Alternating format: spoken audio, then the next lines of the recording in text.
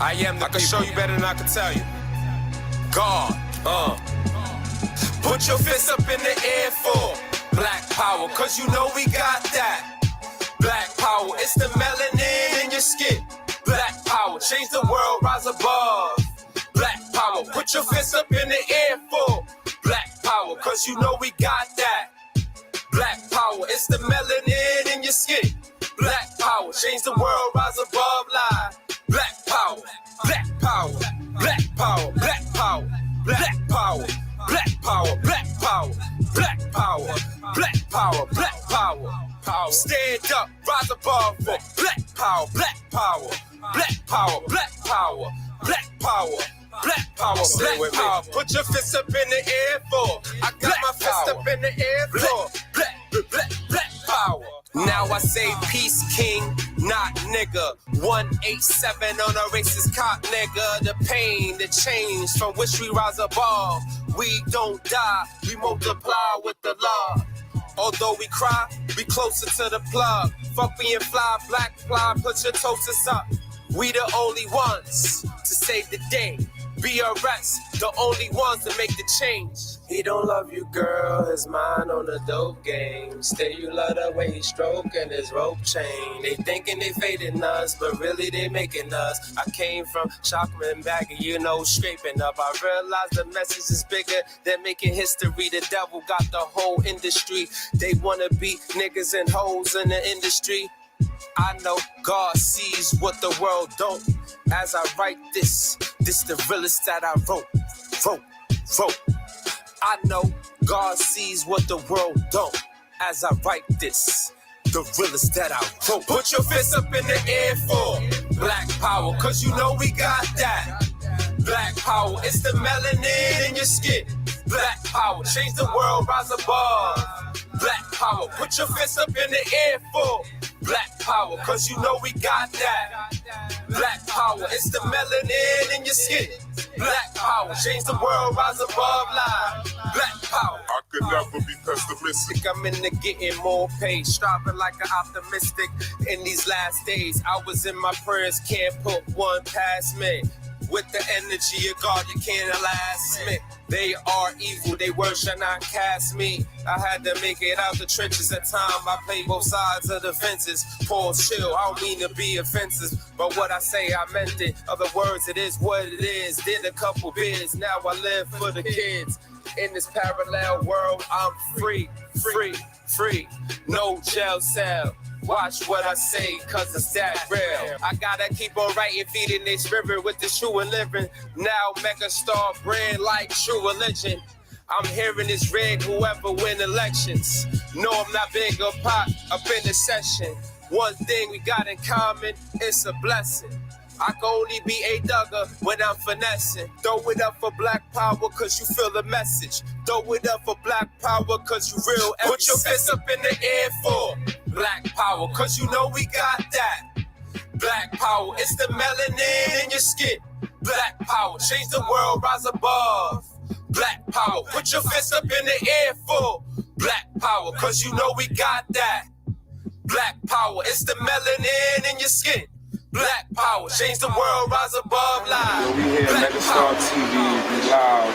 I'm one of the big boys. All right, family. So I don't know who you... I had to come in with that intro. Black power, black power, black power.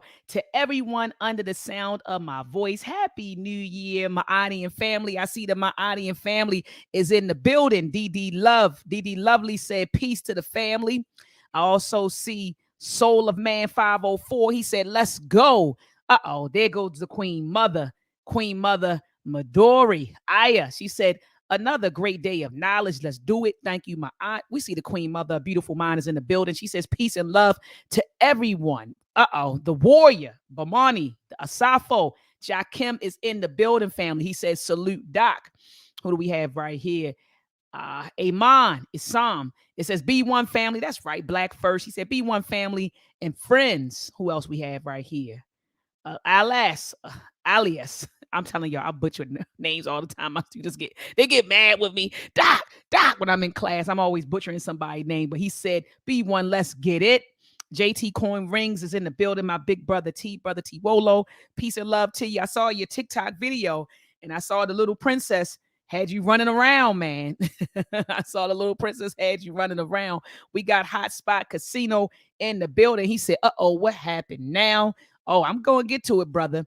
Peace and love. I see the home girl healers in the building. She says, peace and love, Black Power family. And then we have Baba Amin of the Uhuru Academy. Peace and love to you, Baba, and peace and love to Mama and Koyo. They are in the building. All right, family. All right, family. Yeah. Jakim said, look, he said, I got to get some music. Yeah, get some music to me, brother. You already know I'm a bump it. Get some music to me, brother. Send me a link to some of your stuff. But all right, family, you see the title. It says The Breakfast Club. Dr. Ma'at responds, but it's not just Dr. Ma'at responding. When Dr. Ma'at responds to things, I bring the elders with me. I bring the professionals. You know, that's who I bring with me. I bring the experts. I bring people who are doing the research. So we have in the building Dr. James McIntosh out of CMO Tap family. And I'm telling you, he has a powerful, powerful platform. Be sure to head on over to his YouTube to check out some of the dynamic and powerful and educational discussions that he's been having. I give thanks that he invited me, a few times to come on and share my thoughts and ideas, family. So make sure you support that platform. But today, he and I will be responding to this Breakfast Club interview. You had Jonathan Greenblatt. He says he went on the Breakfast Club to speak on combating anti-Semitism, anti-Black racism, and Kanye West, Kyrie Irving, and more. And family, after I interviewed Dr. McIntosh, and family, please make sure you check out the interview with Dr. McIntosh that I conducted a few weeks ago, probably in November, I think it was. Check out that interview because in the interview, he breaks down what the ADL is, the origin of it, what they've done to our Black leaders and our Black organizations. So after speaking with Dr. McIntosh and being armed with that information, when I sat down to watch this interview, I was disgusted. I was disgusted at the amount of misinformation, disinformation that was disseminated during the interview. And I think that Charlemagne the God and also DJ Envy, they weren't equipped to have this interview with Jonathan Greenblatt. They didn't ask the right questions. He said he spewed some misinformation. Some of the stuff he said, Dr. McIntosh, it was outright lies, to be honest with you. It wasn't just misinformation or disinformation. Some stuff was just outright, like just outlandish, and he lied. He uttered a lot of falsehoods. And Charlemagne the God and DJ Envy, they just weren't armed with the knowledge to have this conversation with Jonathan Greenblatt. And so they let him get away with a lot of the misinformation, disinformation, and lies. And to me, it was kind of crazy because Charlemagne is very critical of Kanye West. Oh, Kanye West needs to read. Kanye West don't know what he's talking about. Maybe he should learn more and study more before he goes out here and speaks. Well, Charlemagne, I think that you and DJ Envy should do a little bit more research and a little bit more studying before you have conversations with, certain people and certain organizations. You know what I mean? And so anyway, family, I brought on Dr. McIntosh. I'm going to bring him on to speak or to dialogue with me about the interview. I actually sent it to him and I said, Doc, I asked him, I said, can you review this? And he reviewed it for me. And we were supposed to go live and during Kwanzaa, but then I wanted to focus strictly on Kwanzaa. So we decided to go live today. But without further ado, I'm going to bring on Dr. McIntosh. I'm telling you, when I say I hold this elder, this scholar, this historian, this journalist in very high regard, I hold him in high regard. And family, anybody that I hold in high regard is legit. So without further ado, welcome to the broadcast, Dr. McIntosh. How are you doing today, Doc? Wonderful, sister, Dr. Mahat. I hold you equally in high regard, and I'm so honored that you have invited me to come here and to discuss this topic with you. I eagerly awaited going into it. As you pointed out, many of the things they said were not just, they weren't just silly. Some of them were like just out and out lies, starting with the origin of the organization. But some of the things they said were true. And those are the things that really, those are some of the things we should focus on. I mean, he literally told you in so many words that they are nationalists. They are Jewish nationalists. First and foremost, Mm. you know, is defending and protecting the Jewish community. Now, if you have that understanding, you can hardly even get mad at them. You say, that's what you have to do for yourself. Come on. You have to do the same thing for yourself. But the thing about it that makes me against them is the hypocrisy. They pose as a group that is trying to bring justice and everything for everybody, and they call themselves a civil rights organization and these sorts of things. And these things are so far from the truth that, it represents hypocrisy. But in the exchange, in the battle, in the warfare between nations, deception is the first rule of war. And our problem is that we're in war sometimes and we don't know it. One side doesn't know it. One side knows and one side doesn't. Now that's the Mm. perfect advantage when you're at war. When you can make war on somebody and they don't even know, uh, that puts you at a real great advantage. So I don't know how you want to start it off. I'm Hey, ready. Baba, However you no, want to. I want to begin it, Baba, I want to begin it with your article that you had published. When did you publish this article, This Doc? was 1991, and Lem- basically, but I put a heading on it that mhm. was because the information was still true. If you don't get this first part, you can't really interact with these people. If you don't know what they are, if you don't know what this organization is, you're operating, just under false pretenses. So what I said with the heading I put on it, the new heading I put on it was that ADL has no moral authority, to Mm. criticize Kyrie or to criticize Kanye. But most of our people don't know the things they've done and what they do. We only see it from the standpoint of when they attack and put us in the position of, well, is the person right or is the person wrong? And it has nothing to do with that. It has to do with power.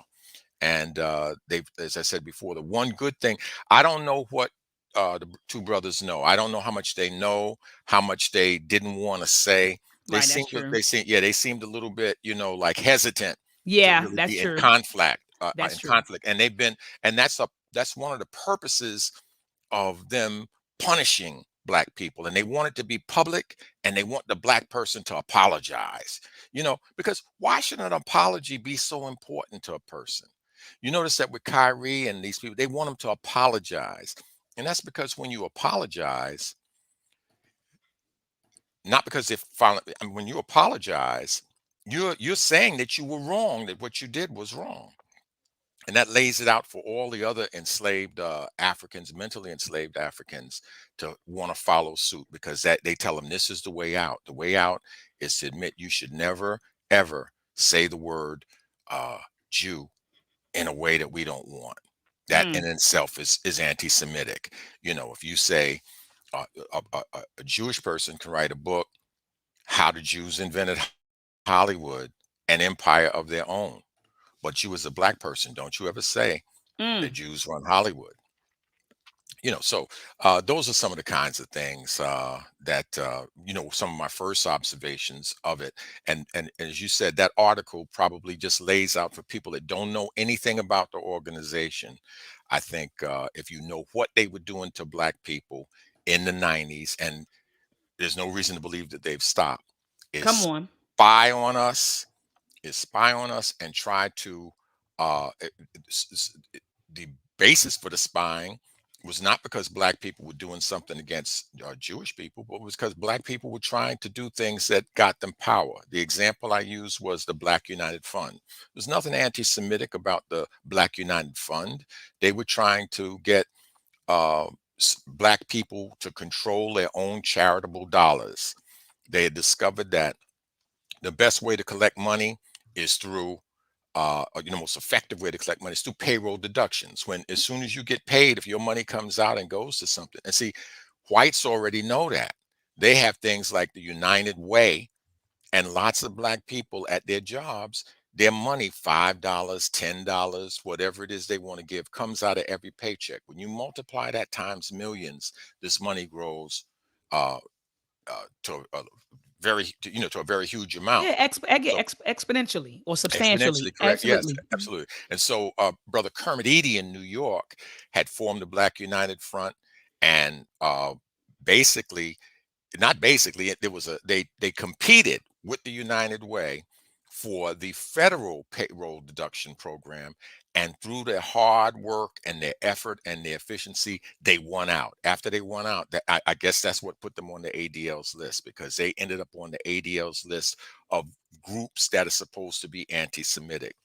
Unfortunately, because of that, that's how we came to learn what they were actually doing. Because when Kermit Eady's name popped up on it, they said, wait a minute, why should a Black self-help organization be on your list with people that want to put bombs in synagogues and that type of thing? We have nothing to do with anything like that. And Exactly. then as we searched, we found out that just as Greenblatt admitted, their goals are not just hate groups. They have a bunch of things. Really, at the end of the day, it's anything that's against Jewish interests. If you are against the way Palestine was created, kind of randomly, although some people will relate it to the Bible and stuff. I mean, there was a point where they wanted to make Uganda a homeland for the Ashkenazi Jews. I mean, a lot of people don't know that, but Mm. they ended up with this land that they said their book says that belongs to them. And of course, they moved people out. There were people already living there, so on and so forth, and it became one of the what you call settler colonies. And then even after it came into existence, when there was some kind of supervision by the United Nations, they engaged in terroristic acts in order to make it to make it a fact. So I want to get to this interview that we're talking about. Absolutely. Absolutely. So, No, absolutely. But I just like, Doc, I just sit back and I just listen to you because you're like a wealth of information. So I know you were going, but we would trust me. You had us engaged completely. But so I want to play this link. This was an email you sent me, and this is the audio to the article. And I think it's like 10 minutes. the 900. Okay, here we go. All right, family. So we're going to listen to Dr. McIntosh actually read the article that we were just looking at. So let's just take a matter of fact. Let me download this doc. Okay, and I can tell you the background to it is just that, as I said before, when the Black United Fund got attacked, they searched for the search warrant that had revealed this information about the ADL. They were being investigated for something entirely different. And when the people in the search warrant got in there, they found all of this material on all these Black organizations they were spying on. Mm, And they found evidence that they were trading these things to foreign governments like the Union of South Africa and that sort of thing. So it kind of snowballed from there, like you just kind of open up a little window and then you see everything that's going on mhm. inside. So this search warrant, just the search warrant alone, the information that was contained Wow. in this packet of information from the search warrant exposed who they were. Wow. All right, family. So let's check out the audio. Let's listen to the audio together. Page report from the San Francisco Sheriff's Department pertaining to the alleged private and illegal espionage activities of the Anti-Defamation League of B'nai B'rith, one of the most powerful Jewish groups in the U.S., has landed in New York with bombshell impact. The report, which reads with the ease and suspense of a spy novel, adds a new twist to the often reported increase in Black-Jewish tensions. It outlines how the Anti-Defamation League of B'nai B'rith invaded the privacy of over 1,000 individuals and maintained files on over 10,000 individuals and organizations, including Professor Leonard Jeffries, recently murdered ANC leader Chris Haney, educator Dr. Gerald Horne, the NAACP, the National Conference of Black Lawyers, the Nation of Islam, and the Black United Fund. The report outlines how ADL operatives sold some of this information to foreign governments, such as the Union of South Africa, and exchanged information such as driver's licenses, motor vehicle registrations, and arrest records with both federal and local law enforcement offices. It is through the efforts of Kermit Eady, one of the victims of the ADL spy operation, that the report has attained circulation in New York. After learning that ADL sleuths listed his organization under ADL computer files labeled PINKO, meaning communist leanings but not quite red, Eady decided to do some sleuthing of his own. Said Eady, it is bad enough to be spied upon, but to have our Black self-help efforts labeled PINKO, that takes the cake. Eady made calls to the San Francisco Police Department and San Francisco District Attorney's Office and learned that by simply calling 415-552-6326 and mailing a $45 fee, he could obtain a 900-page account of the ADL's activities. The report is actually the simple declaration of Inspector Ron Roth of the San Francisco Police Department, issued in support of his request for a search warrant of the offices of ADL operatives. The declaration comes complete with 13 attachments called exhibits, which include FBI and police interviews of ADL operatives called, quote, fact finders, unquote. ADL state tax records, list of organizations and individuals kept in the computers of ADL operatives, and inventories of items belonging to ADL operatives. A list of the items found in the briefcase and locker of Thomas Gerard, an officer in the intelligence unit of the San Francisco Police Department, who allegedly provided illegal confidential information to ADL operatives. Although most of the activities of the report occurred on the West Coast and out of the local San Francisco and Los Angeles chapters of the ADL, reports of activities were allegedly forwarded to the ADL headquarters of New York fact finder Erwin Swall. Personal reports were delivered in New York by the fact finder spy Roy Bullock. In his statements to FBI and police, Bullock makes clear that he operated as simply one of the many fact finders the ADL has around the country. Bullock specifically noted contact with the New York and Washington, D.C. fact finders. Yet, according to Eady, as of this date, Manhattan District Attorney Robert Morgenthau has refused to launch an investigation in New York like they did in San Francisco and Los Angeles.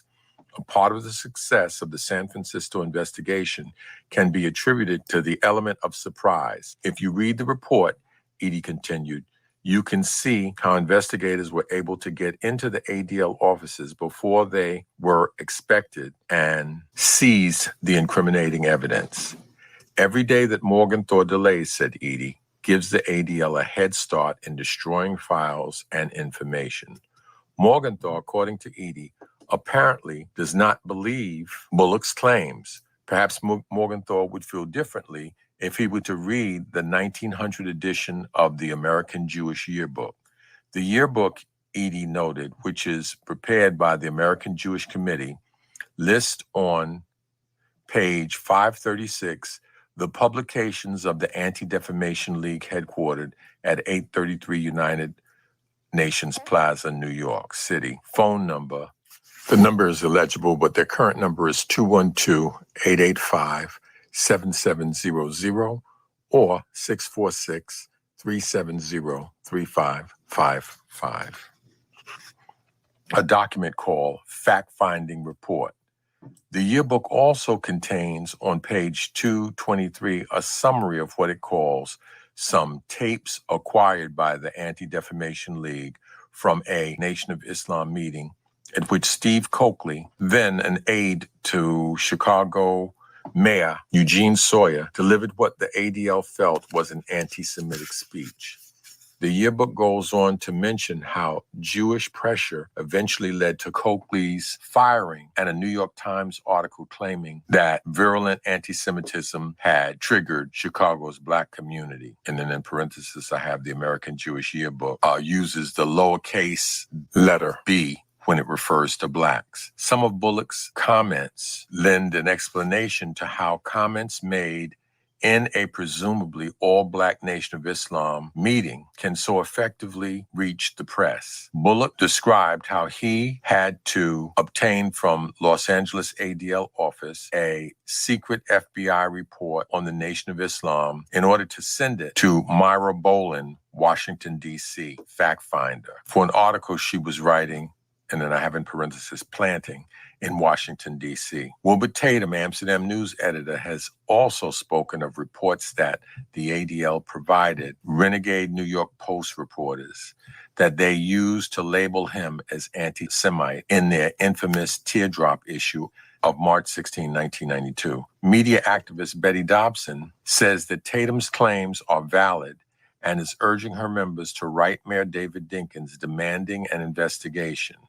Dobson cites one line of the report, which reveals that the AFL-CIO gave a grant to the ADL to investigate the right-wing group called Posse Comitatus. I wonder, said Dobson, do the Black Union members know their dues are going to a private Jewish espionage operation that can use it to spy on them? Kermit Eady, head of the Black United Fund, stresses the need for all Black New Yorkers to read this report line for line. I've only had this thing for 2 days, and I haven't really had enough time to read the whole thing, Eady says. But some of the one-line entries are most intriguing. For instance, there is a mention of a South African intelligence officer named Humphreys who asked Bullock and Gerard to provide him with a diagram of the University of California and Berkeley Student Union office. My question, said Eady, is why? Two of the people spied on by these fact finders, Leonard Jeffries and Steve Coakley, have already lost their jobs. And one of the activists, Chris Haney, has been murdered, Eady noted. We're dealing with a life and death issue here. We need to know, what did the New York fact finders do? Whose files did they sell to South African intelligence?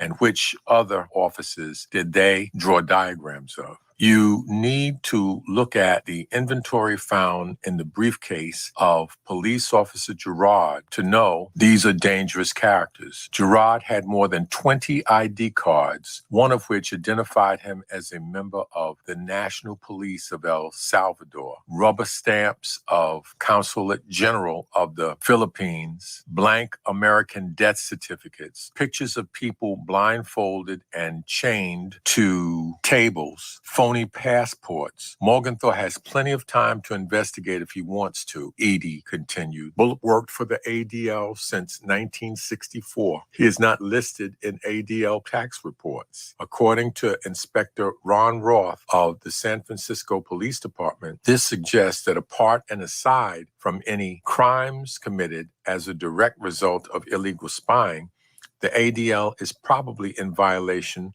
of 40 counts of felonies of the Unemployment Insurance Code for the years 1991 through 1992 alone. I found that the ADL here in New York is listed as a religious organization, so I can't even get some public reports I should be entitled to, he said. Now, at this point, it seems to me Morgenthau is the only one who can look into the New York ADL situation. I hope the community forces him to do what he's supposed to do before all the evidence is destroyed.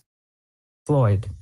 And in weather today in Washington, D.C., it is okay. Let me stop it. I think partly that cloudy. was it. In New York City. I think that was it. And so family, this is one of those audios where I would have to listen to it. I don't know about you, a few times.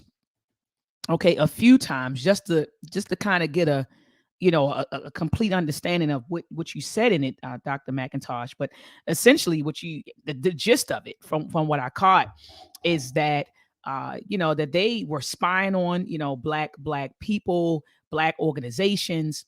They were weaponizing, anti-Semitism. They would label, like you said, they would label our self-help efforts as being anti-Semitic. And so this isn't just an organization that is trying to prevent, their community from being, or trying to protect their community and prevent, people from violating them. They seem to have violated us, and so I'm listening to this and now I see why you titled the article, the ADL has no moral authority to demand anything from Kyrie Irving. They cause people to lose their jobs, their livelihood. But between by falsely claiming that these people were anti-Semitic, and so they weaponized that. And I mean, I'm just telling you that's the gist of what I got, and that this is really a spy operation when you think about it. I mean, office gets raided on the West Coast, and they're finding all of these files on black organizations and black people. And you said also that they had an office in New York, but couldn't get into there because they're declared as a religious organization. So these are the things, Doc, that I caught when I was listening to this audio. And so, family, I dropped the link in the chat. Oh, God is Yemaya. She said it. She said basically another COINTELPRO. Woo! Woo! Let me unmute you. I'm sorry, Doc. Go ahead. I'm sorry. I said that's so appropriate because COINTELPRO, of course, was a federal program, and that article shows you that they had secret FBI documents on the Nation of Islam. So, and that they traded information with law enforcement and with the Federal Bureau of Investigation. So that's it's like an extension of COINTELPRO. Absolutely. So you said that was extremely, you said very fitting. It was fitting. It was fitting. Absolutely. And so we're going to get into this interview for people who are now joining us, because I see that the views did go up. We're talking about the Breakfast Club interview, okay, with Jonathan Greenblatt. And you see, Brother Rizlam already, he already responded 3 weeks He ago. killed it. He killed it. I listened to it. I said, I better not go on Dr. Mahat show. RZA took it apart. He had 100 things. So I said, I'm not going to deal with those he got through. He killed 100. He left maybe about 3-4 scraps. Three or four scraps. Doc. He killed but it. but Doc, a lot of people didn't watch. They didn't watch his interview. Yeah. So I definitely want to address not really his interview, the interview itself, but I just wanted the people to know that Brother Rizza Islam did a wonderful job. You see, it's right underneath, it's right underneath the Breakfast Club interview. So family, make sure that you check it out. I'm gonna check it out. I checked out a little bit of it. You can kind of see that red right there. So I checked out a little bit of it, and I said I'm gonna sit down and really go through the video and just listen to him. But from what I heard, and he's always pretty thorough when he speaks on certain things, and so I know that it was a dynamite response. But anyway, family, so share the discussion. If you're on tweet the link. If you're on Facebook, post the link, okay, to this discussion. Let's get the views up, family. Let's get about 40 or 50 more people in the building. And so anyway, Doc, let me start here. At the beginning of the interview, he sits down, he's with Charlamagne and DJ Envy. And the first question that they asked him was about the origin of the ADL. And Jonathan's response was that a Jewish person had got lynched, and that's when they began to organize and start the ADL. When you and I kind of talked about that a little bit, I think it was via text, and you were like, it's no evidence out there of this particular incident, that this Jewish person was lynched. So could you talk about that, Dr. McIntosh, the actual origin of it? Because according to Jonathan, a Jewish person was lynched. Jewish people got tired of it. They began to organize so they could protect and defend themselves. So what are your thoughts on that? This lie has more than one facet. Let's just deal with the first one. Leo Franks, who they're talking about, was not lynched until 1915. They formed in 1913. So what did they form in response to? They formed in response to the arrest of Leo Franks. Leo Franks was arrested, and he was arrested for molesting and murdering a 13-year-old girl. So it wasn't that he had been lynched, because if he's lynched, of course, that's wrong. It's wrong to use extra legal means to punish people. If he was by the time he was lynched, he had already been convicted, but they just went and dragged him out of the jail and hung him. But when the ADL formed itself, it's really ridiculous to say they formed in 1913 because they are part of another organization. The organization they are part of is the B'nai B'rith. B'nai B'rith formed in 1843. So this is a long-standing organization, and the person Leo Franks, who was accused, was the president of the Atlanta branch of B'nai B'rith. So it wasn't that they formed because somebody had been lynched. They formed because one of their officers had been accused. And it took several years for him to go through the legal process to the point of where where first he was going to be executed, but then they were able to get it to where he was only going to do life imprisonment. And this enraged, the people of that area, and they did lynch him. And so one of the questions, I thought that the question that the brother asked was a good one. He said, "Well, look, that was happened. I mean, it was good in a way. I want to. It's so these things have so many layers. On the one hand, it brought out a good statement or a good explanation from Greenblatt as to what they're really about, which, as I told you before, is really Jewish nationalism. So Mhm. it's to me, it's like kind of demeaning to be asking them, well, why didn't you do anything about the black lynchings They before? did ask that. Yeah, they did say that. They did say Well, that. it exposes the hypocrisy. So that's Mhm. that's good. It exposes the hypocrisy. You're not really about doing stuff for people, just any kind of injustice that takes place. You pick and choose the injustices that you respond to, and your chief concern is the defense and protection of Jewish people. Okay, I get that. Uh, I'm a black nationalist, so I can understand a Jewish nationalist. Yeah, but that's not what he But presented. That's but not what he that's not presented, that's Doc. not that's the Yeah, Doc. difference. Yeah, I want to say, Doc. That's the Yeah, I want to say, Doc. Like you said, when we say, "Well, I'm a black nationalist," or "I'm a Pan Africanist," we just outright say it. He said, "Oh yeah, we formed." He said that it was because what was his name? What Leo is Franks. Leo Franks? Leo Franks was lynched. But then when Charlemagne had asked him, what it was black people that were being lynched at that time, and he was like, yeah. And then he started saying, well, we're for everybody. We're against anti-black racism.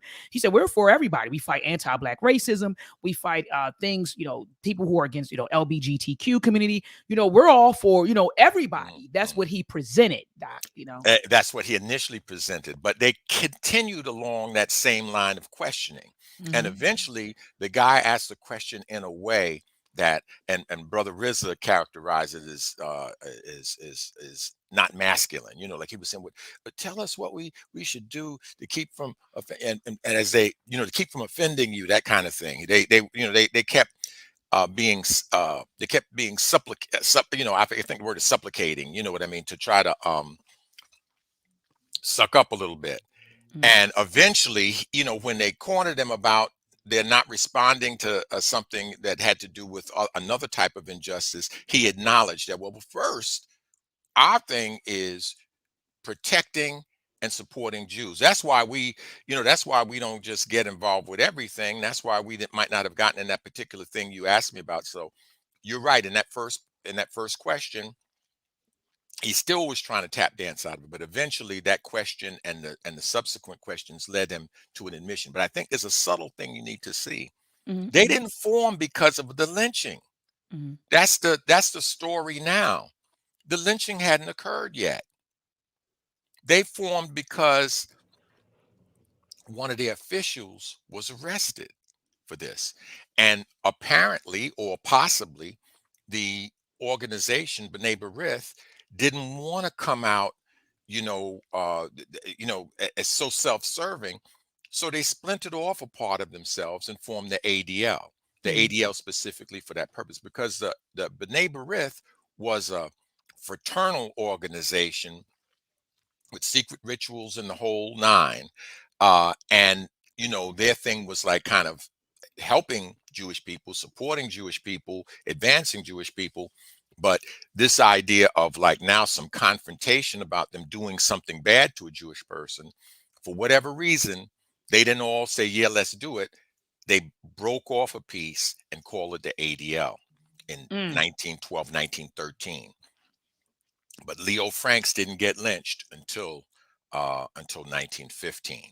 Well, let me. Oh, And go and ahead. and the thing is he was convicted. It wasn't like he was a person, a lot of the black people, they weren't, they were lynched. They just went to their house and got them and hung them. This guy was convicted in a court of law. So now the thing is that Leo Franks was actually a he ran a factory. He was a superintendent of a factory. He'd been in charge of people, and it was a child labor kind of factory. They had children working. This little girl was 13 years old, and she's working in a pencil factory, and she comes up dead. And the other thing that made it so bad was he tried to blame a black janitor for it, which was unusual Mm. that the brother escaped that, because usually all a white person has to do is just point, and that black person, that's it for them. But in this case, they actually had a trial, and it was determined, no, no, no, the janitor didn't do this. Leo Franks did this. So he was there were at least 19 witnesses, and the picture they painted, according to some sources, is that Franks was a serial predator, that he made inappropriate remarks to some of these young girls and people in the at the factory where he worked. So he wasn't even even if he hadn't been lynched, he wasn't a person worthy of defending, even if he hadn't committed, a murder. But now a murder has taken place, and he's being defended by the top Jewish organization, or at least a splinter group of the top Jewish organization, B'nai B'rith, which was in existence since 1843. But he's being defended because why? Because he was the president of B'nai B'rith. You see, it's just slightly, it's very different if you take moral outrage over a person who's a member of your group, because and you feel something wrong has been done to them. It's very different if just because a member of your group, but a member of your organization, a leader, a officer in your organization. In fact, the president is accused, and you say, "Hey, look, we're going to go to war for that." That's very different, and that's very nationalistic, and that's what they did. So, you know, the thing is that why do they? That was Leo Franks. Why do they continue today? Why Right. did they run after Whoopi Goldberg? Why did they run? And why did he take the time to say how poor Jewish people were at that time? It's because B'nai B'rith was actually formed. There were merchants and stuff that helped form that organization. It wasn't just poor people that helped form that organization. And right now, um, fighting anti-Semitism supposedly on the party is very profitable. You want to know how profitable? I How could share. profitable? I'll share my screen with you Go if ahead. you want. Oh, Yes, okay. please, I can please. share it. Okay, let me see if I Yeah. can share it. How do I do that again, sis? Tell me. You go right down and you hit. It's says present. Settings. It says present. You see something down there that says present. Yes, present. Yep. Yes. There we go. Okay. And should I put share screen or slides? Share Uh, screen. Whatever you want to do. However you want to do it. I don't know how it does it. So okay, here's screen sharing. It's Hmm. easiest with two monitors. Screen sharing. Okay. So, okay. Share So it'll screen. show your screen. Yeah, it will show me what's on your screen now. And Hmm. then, or you want to just share the slides, then it's just share the slides. So it's up to you if you want to. Okay. I want to It'll share. both either way to get the job done, Bob. Okay, okay. Yeah, it'll I'm get the sorry job done. that this technology, I'm not up with it as much Oh as I no, should no, be. But no. Yeah, okay, no here we go. problem. So here's a slide. Okay, I tried to share the screen. I'm going to try again. We ran into this problem before, but I can just tell you what's on it. Maybe that's what I'll do. I'll just tell you what's on it Yeah, if you because once you hit, the present, then you click on what you want to click on and you hit OK or the blue button or something like that. And then once you click OK and you hit the blue button, then it will appear down here on my end, and then I just share it. okay, actually, I'm trying to find you again. Uh, Uh-oh. okay, let me find you. Where are you? You got to be on the bottom of the screen here somewhere. Let's see. Uh-huh.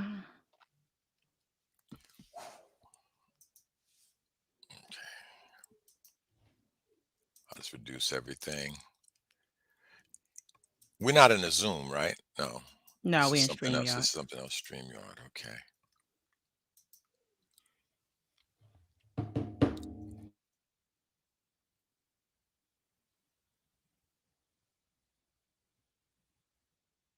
I'm going to every icon on the bottom of my screen, and I haven't found you yet. Oh, there you are. There you are. I got you. Okay.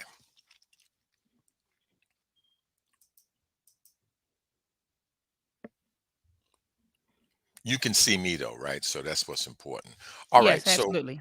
basically, I had the dates mixed up before when I told you 91. It was 93 that that Okay. article was published. And the reason I thought 91, because we had gone to war with them indirectly in 91 over Dr. Leonard Jeffries. They were behind that attack on Leonard Jeffries. And so that's how we first kind of came into contact with them, when some of the techniques that they had used on us. And but by 93, this exposed actually who they were and what they did. But what I did was I pulled up some things to show. I went to a site and I actually got their IRS 990 forms. But what Ooh. what I found though, but this is a form. This is right in the beginning of it. There, and it's very confusing when you look at the screen. That's why I wanted to show you this screen. When you look at it, the first thing you see is Anti-Defamation League Foundation, and they have assets of $148,000 and gross receipts of $45,000, but that's not it. Then you see the Anti-Defamation League Professional Staff Organization. They have gross receipts of $15,163 and assets of $125,000. That's a lot, but that's not it. Then you find the Anti-Defamation League Foundation.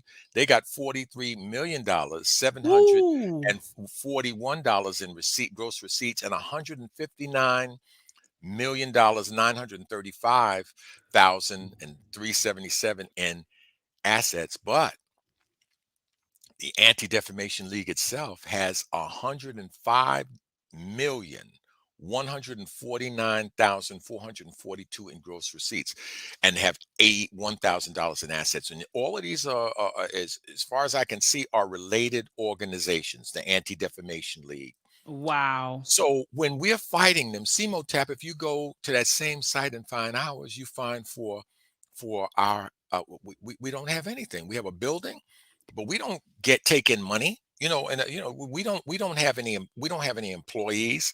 They have employees. I actually have the list of the top ADL employees, and I mean, uh, the top 10 or 12 all make over $200,000 a year, and Jonathan Greenblatt makes $453,000 and $496, $453,496 in order to do this thing that he's doing, like going on the Breakfast Club and that kind of thing. Wow. I found another but however, I looked on some of the other payrolls, and it appears that I just don't know whether he's getting paid for more than one spot or not. Mm. But actually, you know what? It does tell us. It tells you money he got from other organizations. But what I'm saying is this is profitable. In other words, they have a thing where you copy, you you keep track of every anti-Semitic incident. And an anti-Semitic incident might be something as simple as some teenage boys knocking a Hasidic person's hat off. I mean, that was on the news here in New York. I'm not saying that that's a nice thing to do, but it's not the same thing as tying a man to a truck and dragging him to death, as they did James Byrd, down in Texas. The racial incidents that we're talking about usually end up with somebody dying. Nobody says anything about somebody knocking a black person's hat off. Right. That's not, in other words, it's a totally different level of incident when you're talking about racial incidents and when you're talking about anti-Semitic incidents, or when they're talking about anti-Semitic incidents. But they calculate them and keep numbers and tell you that it's this percent and that percent. And the bottom line is that as they do that, people donate to the Mm-hmm. to the point that as a charitable organization, a so-called nonprofit organization, this organization is very profitable for a lot of people, including their top 10 or 12 employees, and including Mr. Greenblatt himself. He's making $500,000, 453 from one source, and then from another source, 41,388, and you see that comes out to about $500,000, making $500,000 a year to point out people like, I guess, Whoopi Goldberg and Kyrie Irving and so on and so forth. And the reason they stay on the black people, I think, is because of our inability to defend ourselves, or our relative inability to defend ourselves. You attack a black person because they say something relatively benign, or because they tweet something, and now the donations pour in. and you scare people that this represents some kind of a anti-Semitism that's going to subject them to something like the Holocaust in Germany, and these people send their money in. And at the same time, you don't have to get any flack back, because when you attack a black person, a bunch of other black athletes will get in and say how bad Exactly. it is. A bunch of other people will get in and say, and I mean, they'll say things like, even on the Breakfast Club, one of them said, no, don't mention don't mention Kanye, don't mention Kanye. You know, uh, so it's profitable, and it's hare hunting. There's a difference between hare hunting and bear hunting. You see, when you hunt a rabbit, no risk, and that's why they hunt us. But they don't bother Bezos, because now that's a bear. Right, right. That's That's a bear. Come on, Baba. that's somebody. Power, power, Baba. Exactly. Queen, you understand it. I mean, I know you understand. I'm just kind of just reviewing it with you, but the bottom line is that those are some of the things that they're about. I mean, we could go, we could go to the fact that all of the injustices that have occurred. When they talked about lynching, I could find about 3 or 4 lynchings of Jewish people. There's only 1,200 lynching of any white people whatsoever the same period of time, from the Jim Crow period, from the 1800s to 1950. There's like 5,000 plus lynchings of black people during that period. There's only 1,200 of all whites altogether. So if all whites altogether 1,200, clearly, Jews couldn't be above 1,200 because they're included in that white group. And I really found about 3 or 4. So the fact of the matter is that they raise all of this money. Come on, Doc. I know you about to drive it home. Go ahead. not Go not ahead. really, not really. Go ahead. But they raise all of this money for a lot less danger of things happening to them as happened to us, and a lot less consequences. The racism that is done to us has consequences, and I'm going to point to some racism that was done by Jewish people that had some of the greatest consequences with respect to us being lynched. Okay, Mhm. so in 19 before 1915, I can't remember whether it was 1910, 1909, whatever, a book called A Klansman was put out by a guy named Dixon. That got made into a movie called Birth of a Nation. Now, Birth of a Nation was put together by D.W. Griffith, who was not a Jew. However, let's take a look at um, the book, How the Jews Invented Hollywood. They say, when Griffith gave a private showing in New York on March 1, 1915, 2 days before the official New York opening and 2 weeks after the successful Los Angeles premiere, the jury was still out as to whether the film would win the same accolades from judges as what was at the time America's capital of culture. Prolonged, prolonged applause from a packed house of opinion makers convinced Griffith and his partners that it would. Afterward, they lingered at a private reception, savoring their victory. They received a phone call from Boston distributor. Somehow Maya, and I think they're talking about Louis Mayer, had already, Metro Golden Mayer had already received the news that Birth was going to be a smash, and he offered $50,000 and a 50-50 split after covering his costs for the New England distribution rights.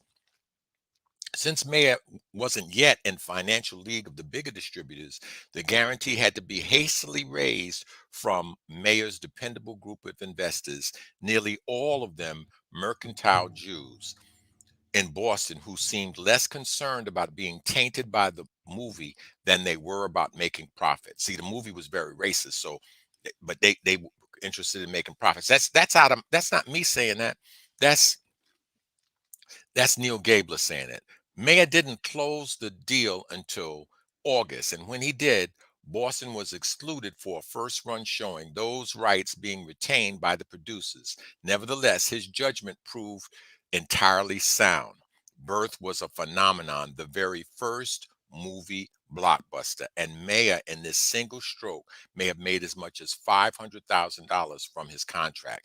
At any rate, what am I talking about? I'm talking about the Jewish movie moguls, such as Lamel of Universal, Fox of 20th Century Fox, Golden of MGM, Warner Brothers, Maya or Maya of MGM, and Zukor of Parliament. If we go and look back at those movies, and I'm not even mentioning Harry Cohn of Cohn Studios with the Tarzan stuff and all that kind of stuff. Uh, the one that I showed you last time I was here with a sexual assault in it, which was called which is the Christmas story about It's a Wonderful Life. That's the name of it. I mean, we couldn't go through the number of movies that were put together by Jewish people, Jewish producers, Jewish studios, Jewish writers that demean us.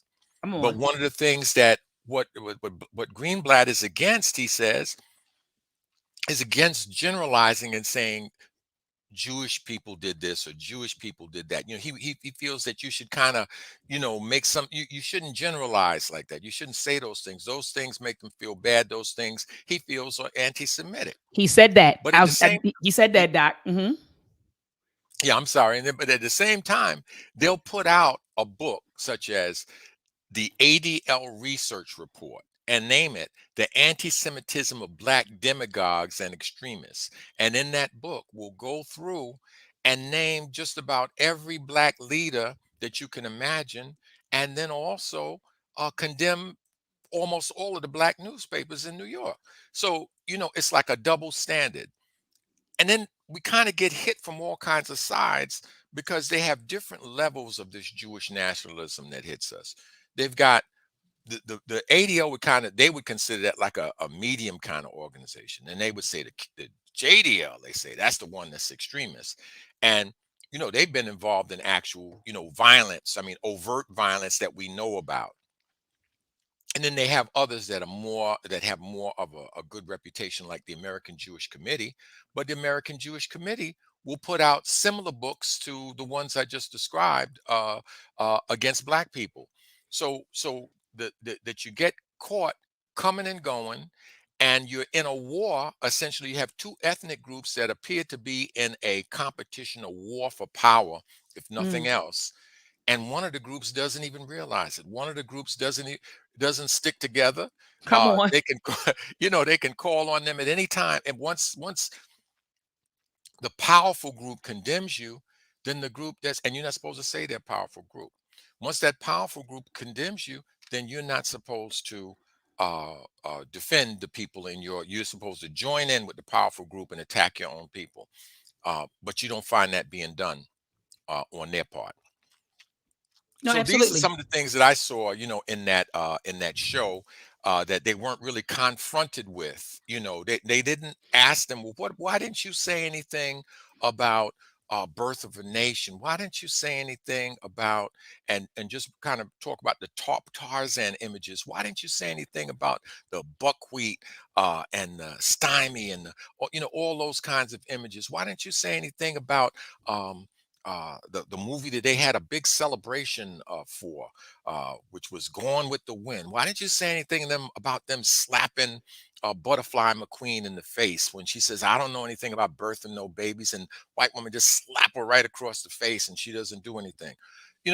Because they don't care about those things. They don't care about what's done to us.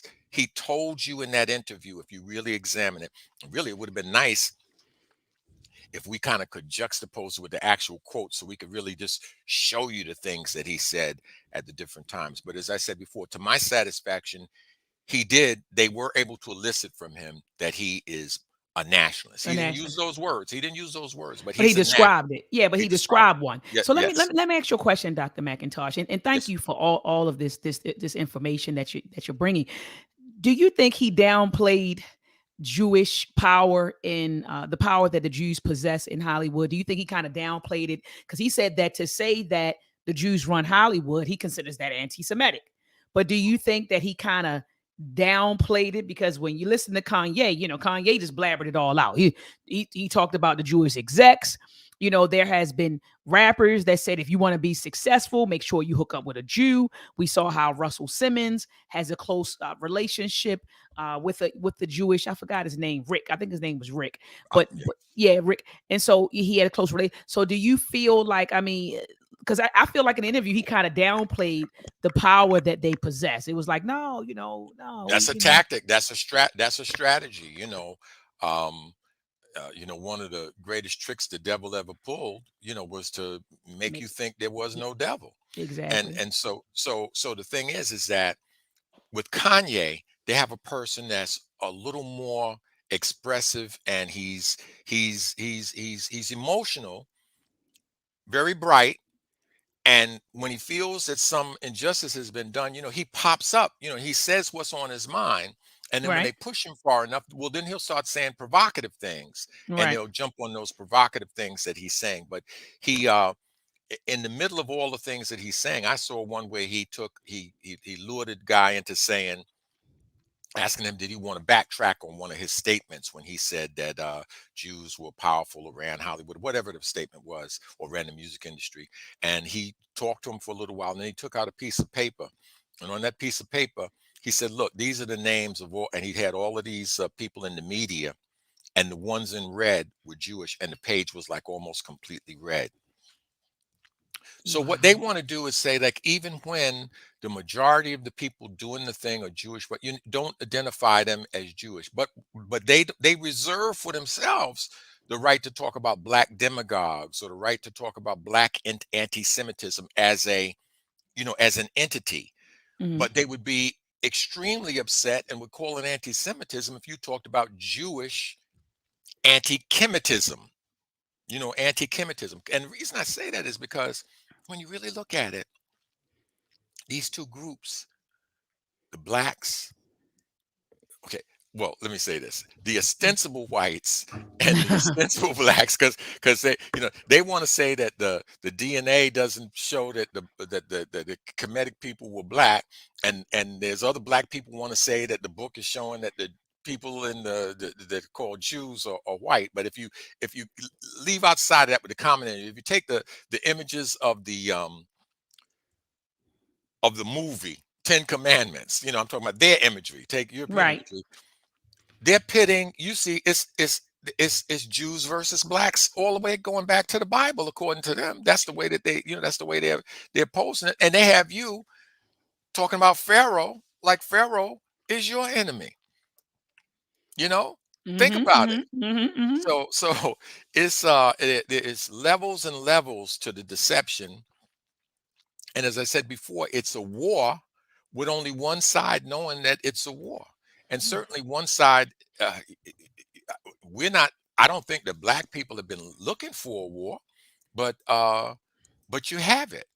I I have a piece, another, I'm just going to send it to you, where we had a black principal here in New York who was getting 95% of the black boys graduated graduating, and of the students they had, he had the highest percentage of black students in advanced placement courses, and he was the principal of what they call one of the specialized schools here in New York. And eventually they were able to fire him over some bogus stuff, saying that his child went to school in New York, but that he lived somewhere else.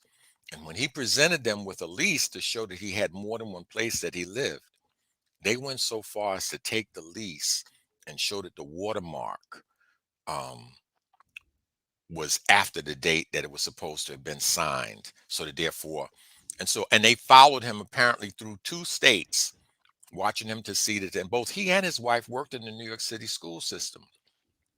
That was the one they got him on.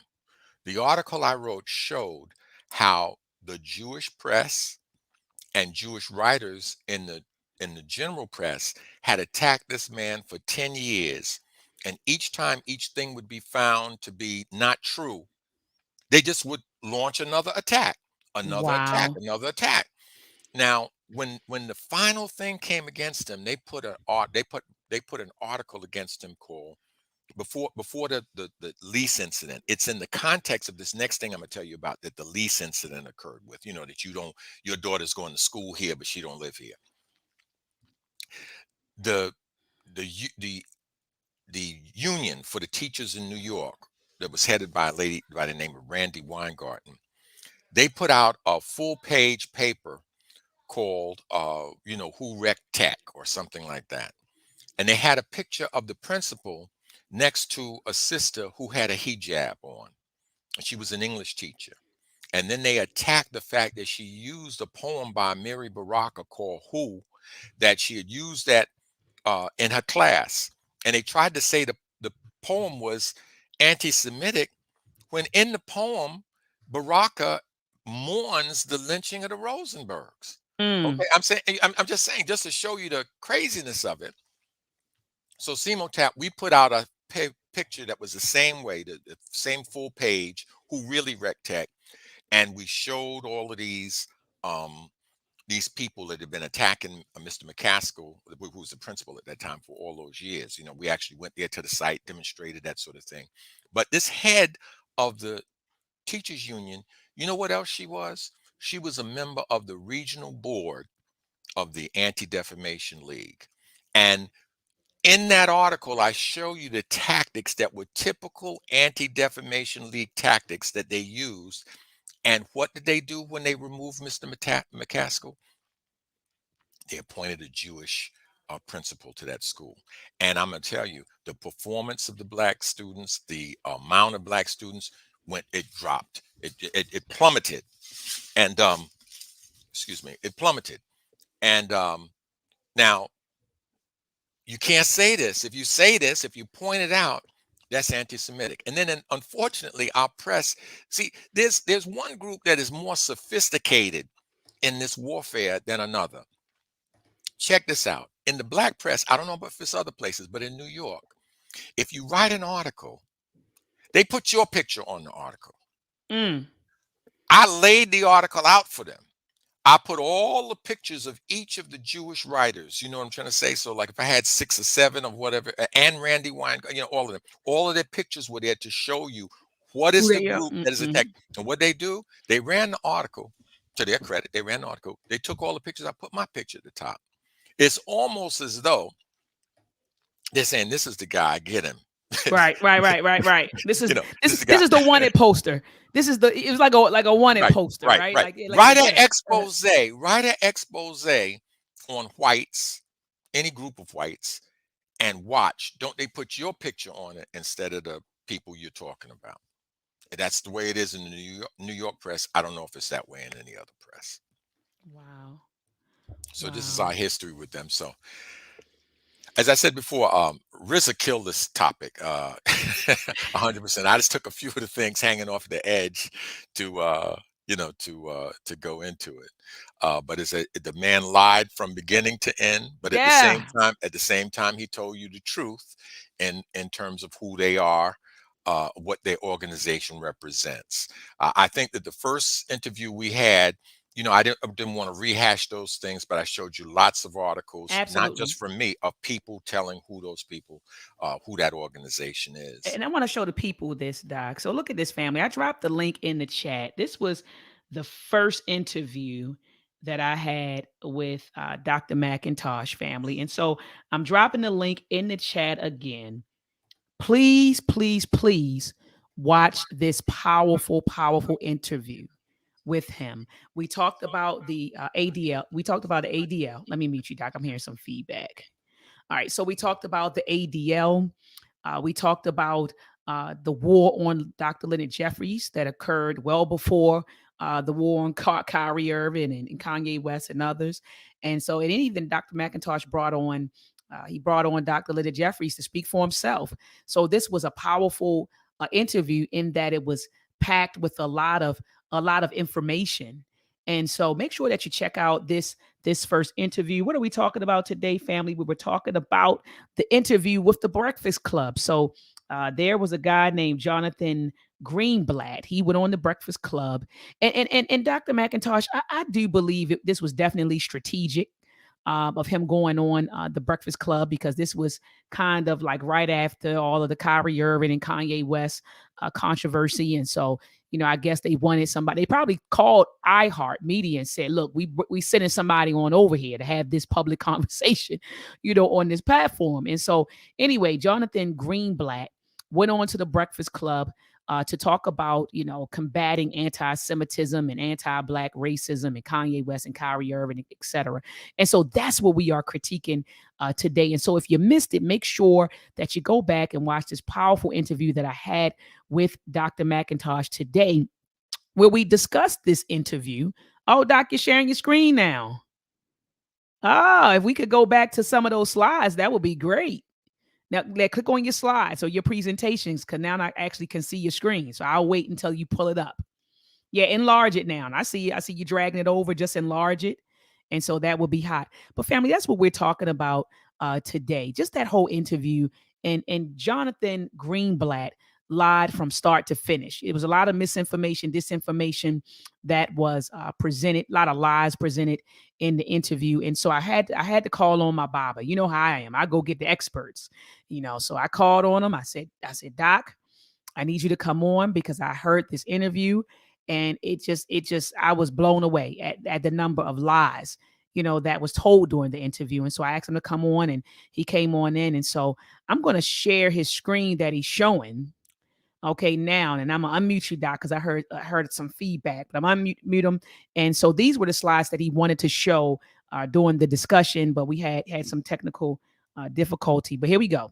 All right, Doc, you have the floor. So what he said was kind of that the ADL was formed by Jews who, as a group, were poor in this country at the time. He said it happened in 1913. In actuality, the ADL grew out of an organization, B'nai B'rith, which was formed by a group of Jewish merchants, including a brewer, brewer people, like a person with a brewery, that formed in 1843. He said that it formed in 1913 in response to lynching. The actual triggering event was not a lynching, because that lynching didn't occur until 1915. It was the arrest of a B'nai B'rith official.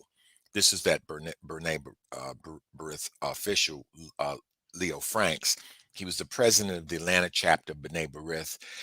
More than 19 factory employees in 1913 were disclosed that Frank was an aggressive sexual predator and child molester, one who often made inappropriate sexual innuendos and propositioned numerous preteen and teenage child laborers for sexual favors. Now, Greenblatt also talked about opposing the generalization of the word Jews.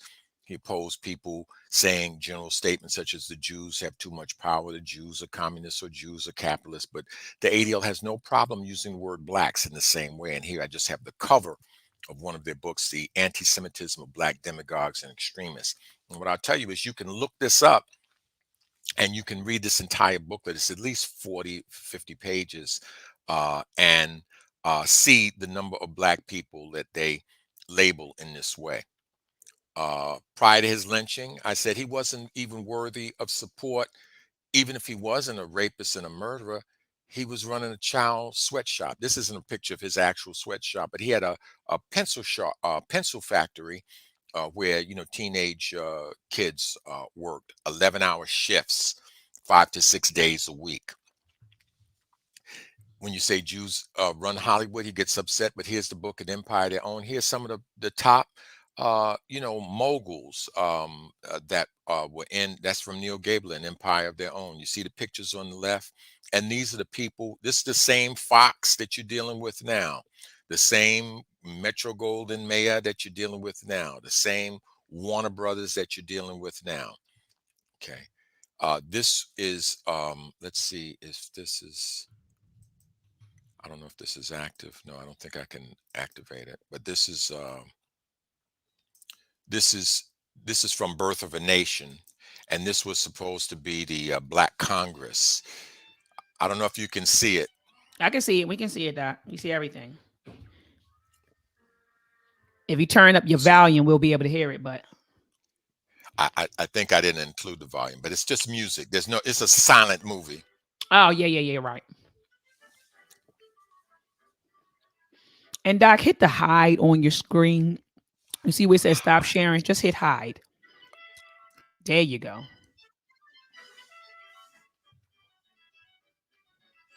So they're showing you the Black people eating chicken, and this is what they did when they got in the Congress. This is the Reconstruction period, drinking alcohol. This is supposed to be what happened during Reconstruction, according to them. There he is eating a chicken leg. And then now you have to see some of the things they voted on. Huh. And like you said, they got the nerve to talk about how they're depicted. Like you said, the hypocrisy. They're saying these are the things that they voted on, that all the members have to wear shoes because black, then they said they voted on something else. They'll get to the big one in a minute. Whites must salute Negro officers on the streets. This is a time when the Union Army is occupying some of the South.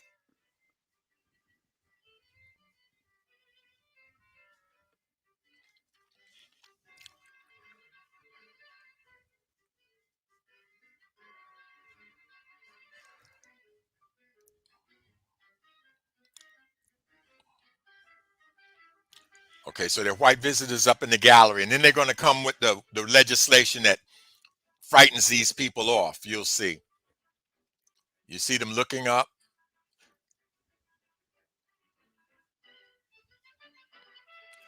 And they pass a bill providing the intermarriage of blacks and whites. And you can see all of them lustily looking up.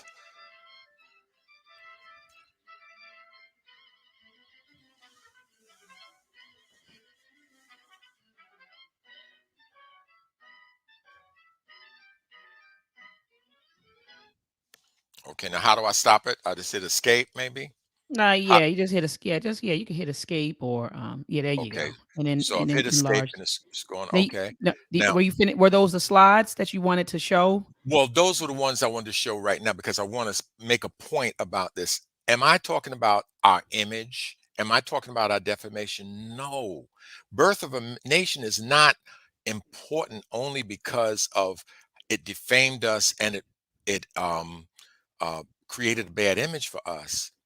It is attributed. This movie is attributed to the reason that we had the Red Summer in 1990. It is the growth of the Klan, the exponential growth of the Klan after 1915 is attributed to this movie because this movie portrays the Ku Klux Klan as heroes and saviors.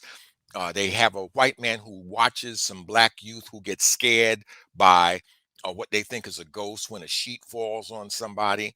And then he gets this idea, according to this movie, of the Ku Klux Klan who will wear these sheets and who will go and rescue white people who are being invaded by the Union Army and by the scalawags and the carpetbaggers and this sort of thing. And then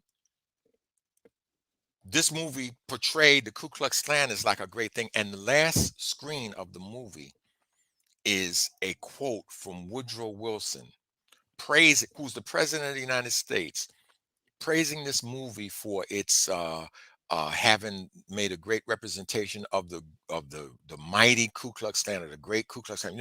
Words really are reinforcing. You can find that slide. You can find it on the internet very easily. Woodrow Wilson's, and then this led to the Klan growing, growing, growing. The Klan they're talking about in that movie is from the post-Reconstruction period, but the Klan had a second resurgence in 1915, and by 1919, we have what's called the Red Summer, in which more black people were lynched than in any other year in the history of this country. And so when I'm talking about when they're talking about anti-Semitism, they're not talking about anything happening to I mean anything of that's like happening to us. They're talking about, as I said before, somebody knocking somebody's hat off, somebody saying something to them, somebody curse, somebody not. When we're talking about racism against us, we're talking about people putting their knee in our neck until we die right in front of us. We're talking about people taking a lady with a malfunctioning signal light, and she ends up dead in a prison. We're talking about we're talking about all kinds of things that cause our death, and these things are put together like there's some sort of like they're equal, All right. And and that Doc, like we're the cause of it. And then, Doc, let me ask you this: while your Yes. screen is showing, could you go to those IRS documents Oh, absolutely. that you wanted to show and could not Absolutely. show? Yeah. Mhm. Thank you, Queen. You got to forgive me. I'm getting there. Okay. Just present. No, you're already presented. You're already there. All you got to I'm do is just go sharing. to. You Yeah, mean I'm sharing already? you're already sharing your screen. So Oh, you just got to okay. just go to the document and then we'll see it. Okay. Here we are. Mhm. So you can see that I'm on the screen, the slides again. I see the slides again. Okay. So I'm going We to go. see what's Okay. on your screen. We see what you Okay. see. Okay. Mhm. Okay. I'm going to do it from current slide, and I'm going to move forward. Let us see to those documents. Let's just go up here, up here.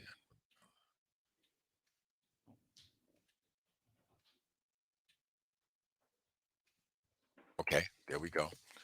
This is just like a summary, but these are the IRS documents right here. Okay, yeah, we can see it. You can Looks see the good. kind of money that we're talking about right now.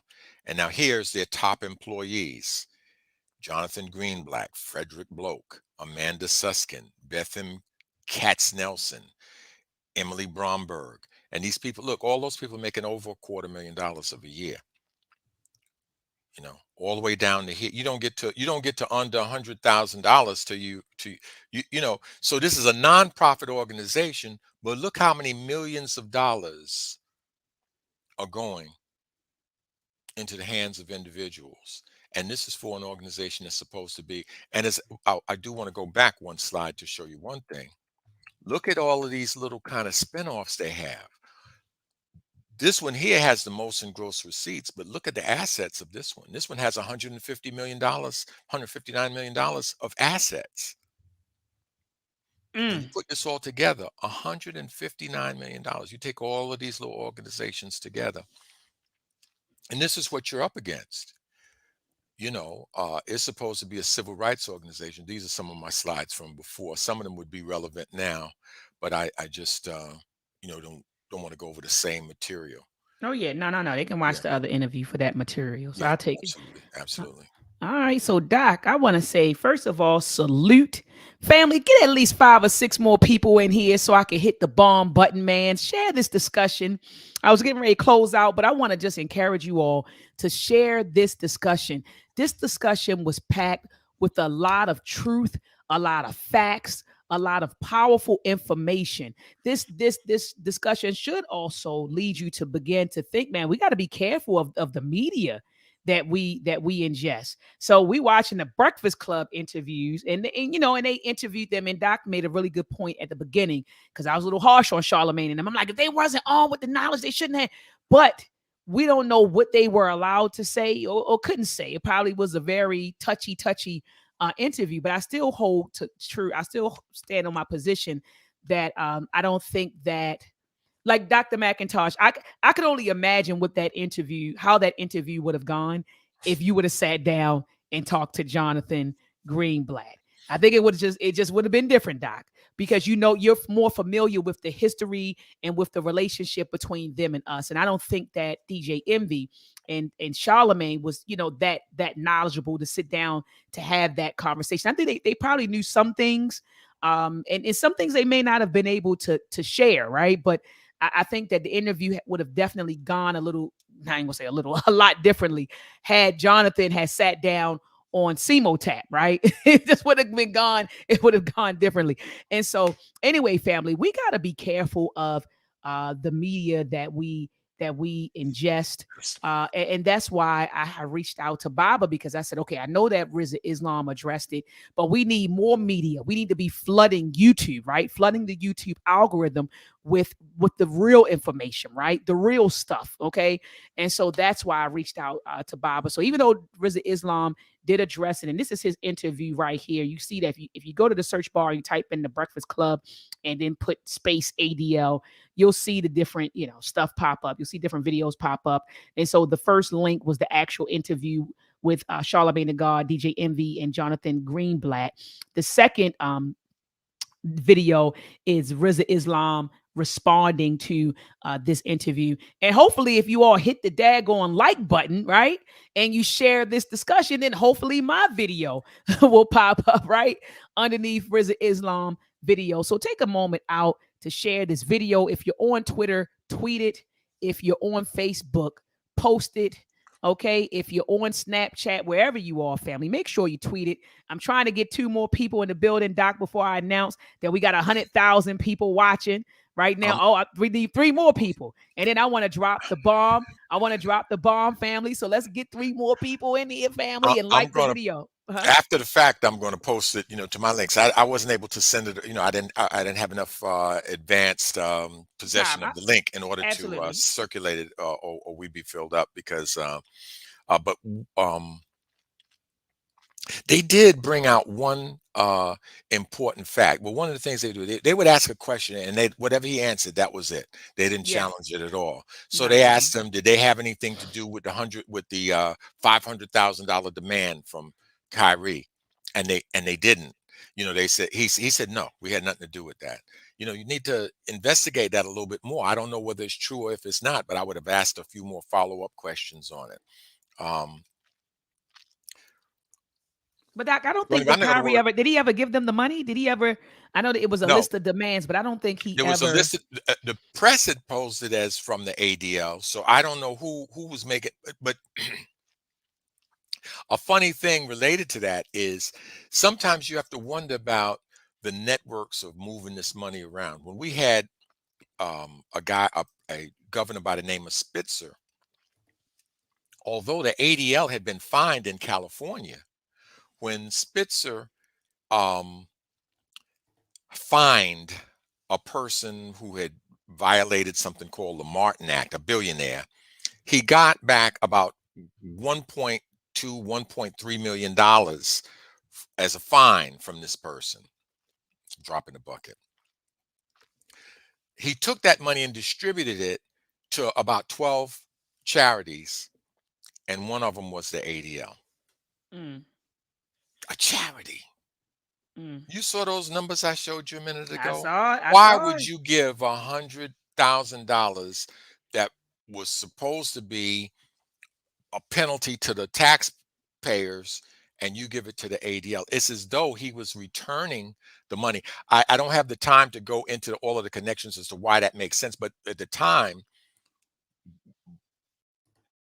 Oh, oh my goodness. I don't, Doc. I was doing something.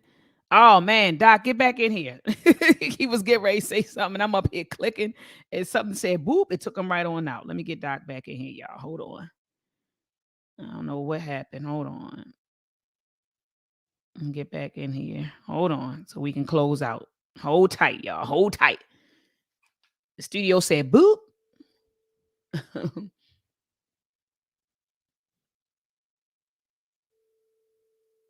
Calling him right now to get him back in here. Doc, I was trying to get the screen that you were sharing off of my panel part and click the button. It got rid of you. It got rid of like the whole thing. So can you come back in really quickly and then we'll go ahead and close out?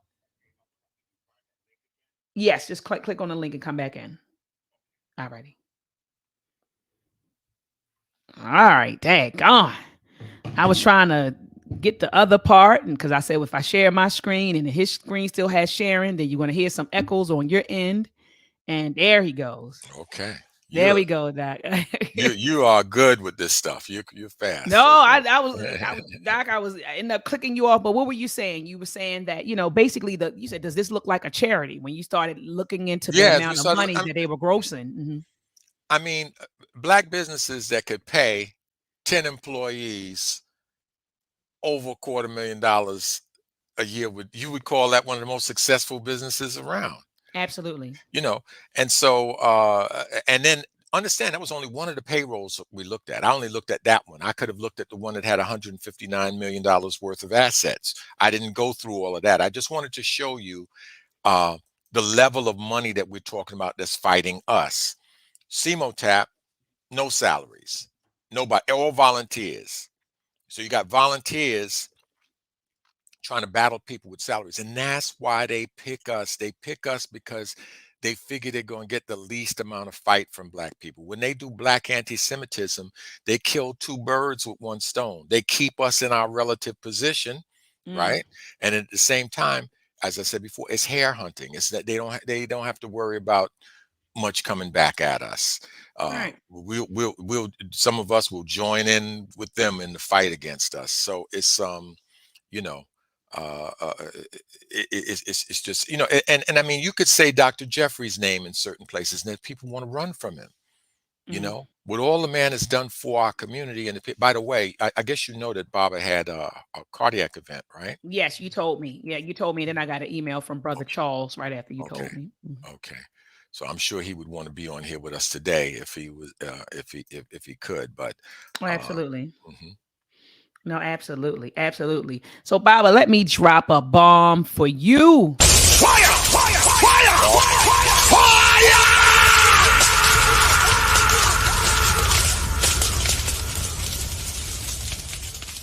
Baba, you drop nothing but jewels, nothing but fire. Family, I'm putting the link in the chat. Make sure that you watch my previous interview with Dr. McIntosh. Doc, do you have any closing words for the listening audience? Yes, you got to be in control of your own informational life. You've got to, we need a functioning Black investigative press. We need, in every area of this of media, we need people that know who they are and know uh, who they belong to. Because we have a lot of people, they don't know who they belong to. They don't know how they got to where they are. They don't know anything about the ancestors. They don't know anything about the history. And when you're in that kind of a situation, you can be manipulated into doing things that once your eyes open, you'll be embarrassed that you ever did them. Mm. You'd be embarrassed that you ever did them. So, you know, I, I try to focus on what they did. I mean, if you want to see, as I said before, RZA took them apart. You know what I mean? RZA took them completely apart. I try not to get distracted. Uh, there's there's an emotion that we have. All of the emotions we have are pretty much meant for our survival. So if you even take the ones we call the toxic or the noxious emotions, fear, sadness, and anger, they each have their own survival reason for you having them. Right. And they each have like a purpose, something that they're supposed to be for. But anger has one that's close to it that's not compatible with survival. See, with anger is an emotion that's supposed to motivate you to go over, around, or through whatever your obstacle is to get to your goal. But the Mm. important thing is to get to your goal. The emotion hostility is very similar, but what it focuses on is your obstacle. You might not even get to your goal because of focusing on your obstacle. So if you were driving to work and let's say your supervisor had told you if you're late one more time, you're going to be fired. And so Mhm. somebody blocks you, you move to the left, they move to the left. You move to the right, they move to the right. You fake to the left, you get around to the right, and then Mhm. you head on to your job. That's anger. That anger helped you to get around that person, to get to where you had to go. You still kept your mind on your goal. Hostility, on the other hand, you move to the left, he moves to the left. You move to the right, he moves to the right. You fake to the left, you get around. Instead of going to your job, what do? You hit the brakes in front of him. You move over, you swerve, you start jinking with him while you're driving. And what happens? You get to work 1 minute late. You forgot your goal. You focus on the obstacle.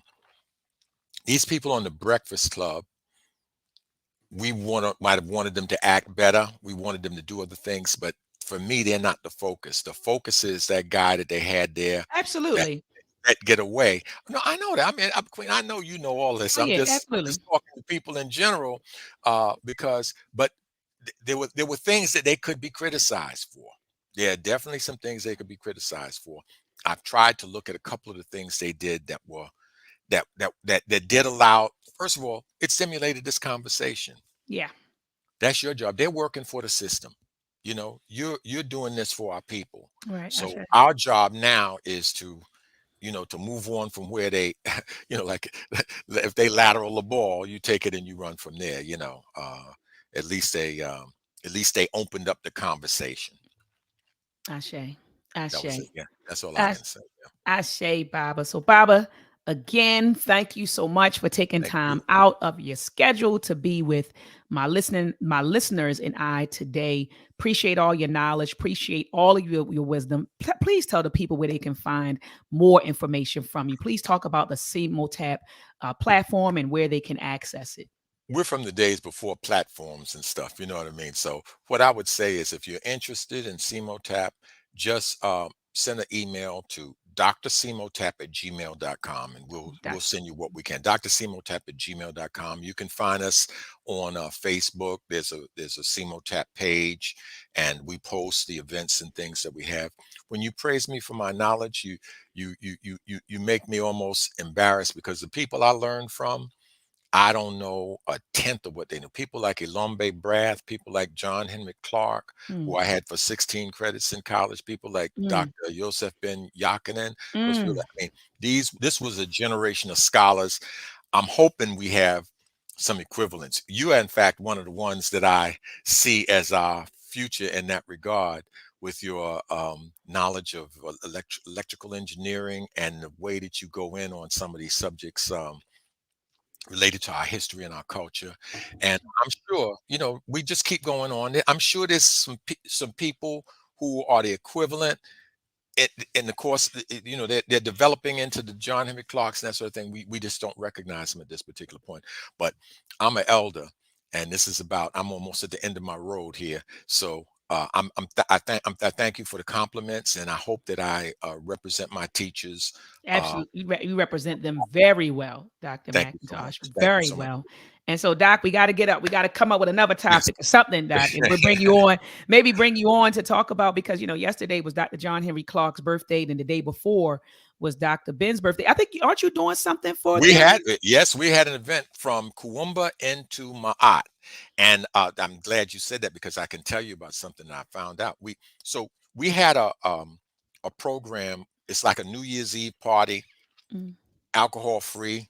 If you like alcohol a whole lot, you probably wouldn't like the particular party, but we had a party called From Kuumba into Ma'at. So we're celebrating Kwanzaa, the days Kuumba and Ma'at. We're also celebrating the births of three ancestors.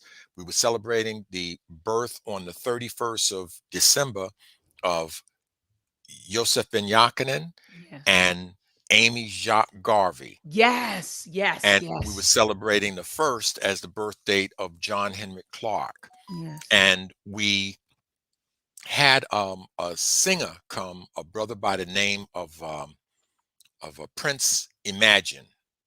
And Prince Imagine has made a song called This Kwanzaa. And this Kwanzaa, he has it to the instrumentation and the melody of This Christmas by Donny Hathaway. Oh, And okay. in it, he teaches you all of the um, symbols of Kwanzaa, the uh, the principles of Kwanzaa, and goes through the history of the formation of Kwanzaa. And it was only after our program was over that I found out he's the son of another brother that we know. You know King Simon, right? Yes, absolutely. That's Yes. his son. Prince Imagine is his Wow. son. And then to show you African people, he's there and he does his performance, and another group called the RBG Girls, they did their performance. They performed Brother D. Nubion's piece, How You Gonna Make the Black Nation Rise? That'd be a good one for you to intro your show with. I don't know if you know I'll the check it song, out. I'll check it out. I D- never heard of it, but I'll check it out. I'm going to send it to you. You're going to Send it love to it. me, Baba. It's old school hip hop, but it's still hip hop. Love it. And and um and he came. The grandfather came. He's the grandfather of those youngsters. He came with the RBG Girls, and my granddaughter saw it, and she was just floored. You know what I mean? And there was a sister in the audience that somebody asked her to sing. My wife asked her to sing, Mhm. and she got up and she tore up a Stevie Wonder piece. I mean, it was a great celebration. And I'll send you a clip of the sister who wasn't even on the program that sang. And we had Zawadi for the youngsters. And a meal downstairs, a free meal downstairs. So everything was free. And yet I know some of our people in New York preferred to go someplace where they paid $150, Right, $200 right, to be right. somewhere with a bunch of people who wanted to fight. that kind of And stuff like that. carry on. But Doc, I got to bring you back because I was sitting here thinking about Dr. Amos Wilson. Someone mentioned him in the chat. Johnny Johnson said Dr. Amos Yes. Wilson. Dr. Sheikh Antaj Jope, he said many more Queen. You know, he said he's 67 plus. So Johnny Johnson threw out Dr. Amos Wilson's name and others. And I was thinking his transition date is coming up. It's January the 14th. You know, he transitioned on January the 14th, 1995. Yes. You know, so maybe we can go live, you know, in a week or two, you know, a week or so, and talk about, you know, the life and the teachings of Dr. Amos Wilson and how they impacted us and impacted the community. So I think that would be a hot live as well, Doc. So just we'll put it together. Where did he expire? You said where? Mm-hmm. I thought that Dr. Amos Wilson, from my understanding, I thought it was in the hospital. I think he had like a stroke or a heart attack. He expired in Montefiore Hospital of Einstein Medical School of Yeshiva University. It's on us. We have so many Black doctors. You know, we should have some alternatives. Absolutely. I couldn't agree with you more. Yeah. So Doc, I'll connect with you in a few, and maybe we could put something together, you know, and have a build or something. Anytime. And I'm going to try to think of some other people that, you know, like that you might want to, you know, yeah, check out. We do a Amos really. Let's do it. Let's do a panel. You know, and we can Marimba, you know, Dr. Marimba Ani is very close with Amos. She knew him back when he was going to the new school. Wow. Yeah, way back. Wow. Baba Sababu, I've brought him on. Yes, Sababu was the person who did all of his books and all that. Yeah, he came on. Yeah. He came on, and we talked about him for like 2 hours. And so, yeah, absolutely. So we'll do something, Bob, and we'll coordinate it and get it popping. Okay, I tell you, I thank you again. I thank you so much, and I appreciate you, and I know your audience appreciates you, and you know, I hope we put out some useful information today on this really dangerous organization. Absolutely, and thank you so much again, Doc, for coming on. Appreciate you, Doc. Peace and blessings. Peace and blessings, Doc. Yes. And I agree with Sister Goddess Yemaya. She just said January the 10th is Black holiday at my house. She said it's the Honorable Dr. Khalid Muhammad. He was born on that day. She said, love that man deeply. So when we think of January, man, you got, like Baba just said, you had Dr. Ben, that was December the 31st. And then Amy Jaquez Garvey, the 31st. But when we move into January, you got Dr. John Henry Clark on the 1st. You have Dr. Khalid Muhammad on the 10th. On the 14th, that's when Dr. Amos Wilson transitioned. And then you have Dr. Martin Luther King's birthday. I think that's either on the 15th or 16th, right? Like, so much is going on. Then January the 1st, the Haitian Revolution. Like, come on, man. Like, it's so much going on in the month of January. And so anyway, family, I thank you from the bottom of my heart. Thank you from the bottom of my heart for coming here, spending almost 2 hours with your girl, Dr. Ma'ad, and with Dr. McIntosh. Man, make sure you check out CMO Tab. I'm telling you, he has a lot of discussions. Send an email, say, Doc, I need more, okay, and get more from him. Let me stop sharing and reshare, because I know a lot of you, when I start sharing, you say, I can't hear your audio. So let me just make sure I click the audio, because I want y'all to hear this. This was my intro, and this will be my outro. Peace and Black Power, family. We're feeling the energy. This one's for the people. I can show you better than I can tell you. God, put your fists up in the air for Black Power, cause you know we got that. Black Power, it's the melanin in your skin. Black Power, change the world, rise above. Black Power, put your fists up in the air for Black Power, cause you know we got that. Black Power, it's the melanin in your skin. Black Power, change the world, rise above, lie. Black Power, Black Power, Black Power, Black Power, Black Power, Black Power, Black Power, Black Power, Black Power, Black Power. Stand up, rise above for Black Power, Black Power, Black Power, Black Power, Black Power. Black Power, Black Power, put your fists up in the air for. I got my fist up in the air for Black Power. Now I say peace, king, not nigga. 187 on a racist cop, nigga. The pain, the change from which we rise above. We don't die, we multiply with the law.